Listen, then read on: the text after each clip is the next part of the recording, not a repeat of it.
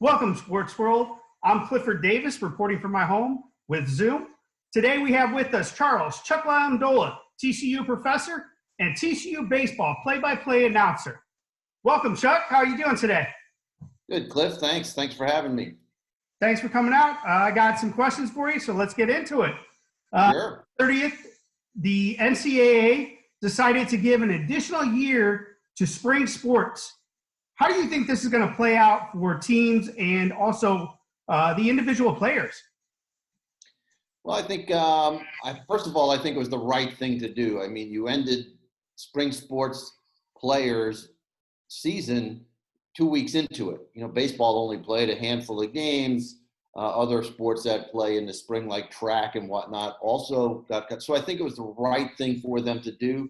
It was a little bit of a surprise that they were able to give, they basically said everyone, whether you're a freshman or a senior, gets another year. So I think that that was a little bit of a surprise. Now, the economics of it and how that plays out is going to be something we'll see over the next year or two, right? Because you have a disparity between the rich schools who can afford to increase or give that extra year of scholarships to people, and then you have other schools who can't afford to do that. So that part of it is yet to be seen, how it will play out. I think you're going to see a lot of people transferring around because of it, because there will be schools who just aren't going to, even though the NCAA said they're allowed to do it, doesn't mean that those schools will do it. And I agree with you. Wisconsin's AD, Barry Alvarez, has already came out and said that he's not going to allow Wisconsin to give another year to the players. Also, with the NCAA adjusting the financial aid rules to allow for more scholarships, they're also going with cutting the Division I revenue distribution by $375 million. How do you think that's going to really affect those smaller programs? Well, I think it will have a huge impact. So, you know, for a place like TCU, where there's money in the bank, so to speak, we probably can handle, or TCU can probably handle paying out scholarships another year for all of these different spring performers. You know, our schools like Stephen F. Austin or UTA or those kinds of schools, are they really going to be able to afford to go ahead and renew somebody's scholarship? Now, what you got to remember a little bit here, though, is, you know, baseball's not fully funded. So, you know, primarily in the spring, you're talking about baseball, lacrosse, track and field, and sports like that. Well, baseball's not fully funded. There's only 11.7. They didn't up the amount of scholarships baseball can give. They just said you're allowed to give these people the extra thing. So I think what you're going to see is schools trying to figure out ways that they can put people on academic aid, do some creative financing to be able to allow them to play another year. As far as Wisconsin's concerned, I think it's interesting because when you look at spring sports at Wisconsin and Barry Alvarez saying they're not going to play, Wisconsin, I'm not even sure they have a baseball team. I don't know whether they play any other spring sports except for maybe track. So, you know, it probably doesn't impact them as much as, say, a Texas or a Florida or some of those SEC schools or Big 12 schools where, you know, spring sports are primarily baseball, which is a huge sport for the teams in the South, and teams from the North. It's like, okay, well, big deal. You know, I don't see it as, you know, maybe that's the way he came to his decision. I don't really know. Certainly, I would think Wisconsin could afford to do it if they wanted to. Well, I appreciate that answer. With that being said, how do you think, in addition to that, with the MLB draft reduction to 5 rounds now, also the transfer portal being packed more so than normal, do you think that we're going to see a few teams that are just these massive power teams, or what do you expect to see next season as we get back into actually getting to play baseball once again? Well, you know, Jim Schlossnagle and I were talking about this last week, and that actually has a greater impact on college baseball than the allowing the seniors to have another year, or the players in the program to have another year. You know, part of what baseball's doing is sort of this opens the door for what they wanted to do anyway. So they've been talking for a while. Major League Baseball is talking about a consolidation of minor leagues. They want to consolidate 40 minor league teams.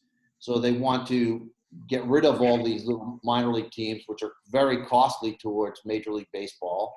A lot of these teams they want to consolidate don't have great facilities.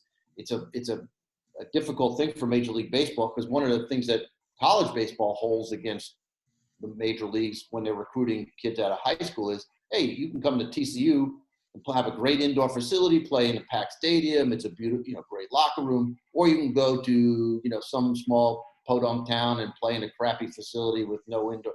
So they use it against them. So Major League Baseball wants to consolidate them, and this is a good way for them to do it, right? So if you go to 5 rounds, which they're going to do or planning to do this year, that means half of the guys who are going to be seniors or are going to be their juniors this year. So take TCU, for example.